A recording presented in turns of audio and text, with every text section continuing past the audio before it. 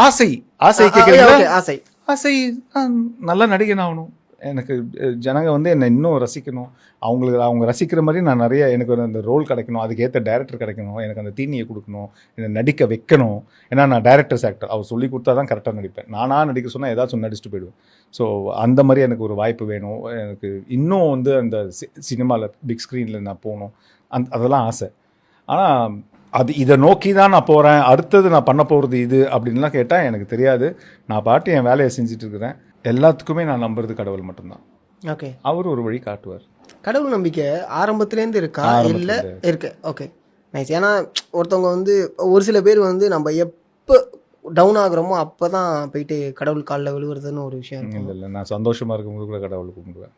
Okay okay, இந்த சந்தோஷத்துக்கு நன்றி. இன்னைக்கு வரைக்கும் நான் வந்து கடவுளை வந்து எப்படி பார்க்குறேன்னா ப்ரோ, நிறைய பேர் கடவுள்கிட்ட வந்து ப்ரேயர் பண்ண ஆரம்பிச்சோன்னா ஏதாச்சும் ஒரு மந்திரத்தை சொல்லி எனக்கு இது வேணும் அது வேணும் கடவுளே, நான் இப்படி கஷ்டத்தில் இருக்கிறேன் எனக்கு இப்படி.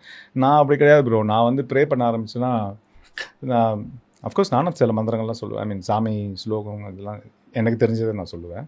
நான் ப்ரே பண்ண ஆரம்பிக்கிறது வந்து ஃபஸ்ட்டு நான் டெய்லி இது நான் சொல்கிறது வந்து என்னைக்காச்சும் ஒரு நாள்லாம் கிடையாது.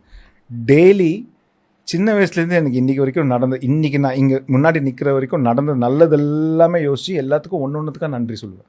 ஓகே, நன்றி சொல்லிவிட்டு அதுக்கப்புறம் இதுக்கு மேலே நான் இது வேணும்னு நினைக்கிறேன், இது எனக்கு கரெக்டாக இருந்தால் நீங்கள் எனக்கு செஞ்சு கொடுங்க அப்படின்னு சொல்லிட்டு போயிடுவேன்.